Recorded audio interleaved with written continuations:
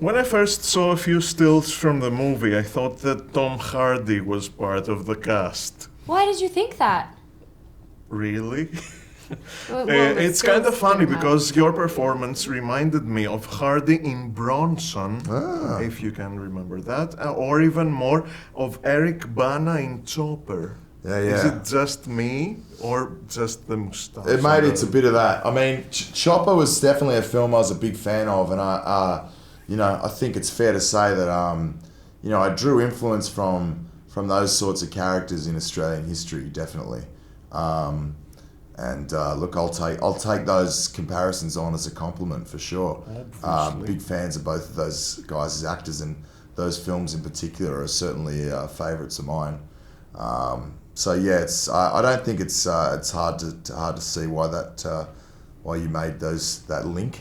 Mm-hmm. You know, Hardy though was not in the movie.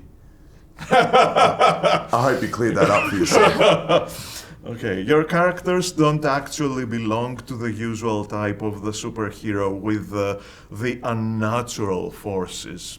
You're just two more realistic badass heroes. Mm-hmm. Does this satisfy you more in this film? Yeah, definitely. I think, when you don't have to be a superhero, when you don't have to be perfect, there's a lot of freedom to play around with. And I wouldn't say that Katana, my character, had a lot of craziness or fun built into her scenes, but I think this guy over here definitely there is something liberating and freeing about not searching for redemption, and I think it's interesting because we explore the idea that perhaps everyone is redeemable in some sense, that they possess something that tethers them to sort of humanity, you know what I mean? It's the first time that it's become, possibly clear that it is more fun to play a bad guy. Mm-hmm. Did you use any reference from the anime universe for the role of Katana? Ooh, question. Oh, I did. Yeah. Great question. I love that. I did. There are many characters within Japanese history, Japanese movies and TV shows where someone sacrifices themselves for a lord or a friend, and I think those are the characters that I drew influences from. Something that's very, very recent, since you said anime, I think in Attack on Titans, there's a female lead that is just like the character Katana, so I drew a little bit from her. With all the killings around the world these days, modern society seems to enjoy cinematic violence still, same as it ever was, or even worse than the movies. Why do we seek all this death on the big screen? I think we've been seeking death since before time. It's combat as entertainment is as old as the Romans, mate. And I don't think that desire, that bloodlust is something that's primal, that's built into us.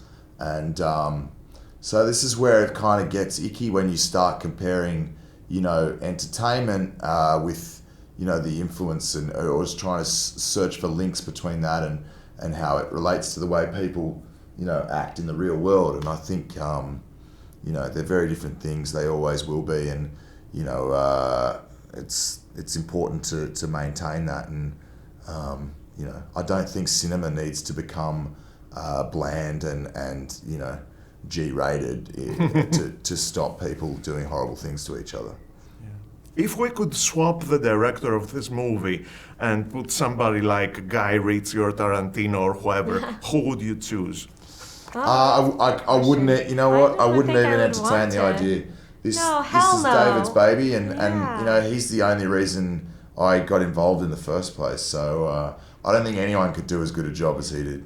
I think Mario's been saying this in a lot of press lately, but any of us would take a bullet for David.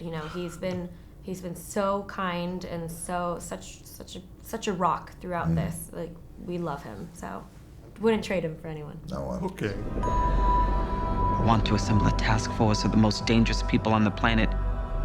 who I think can do some good. They're bad guys.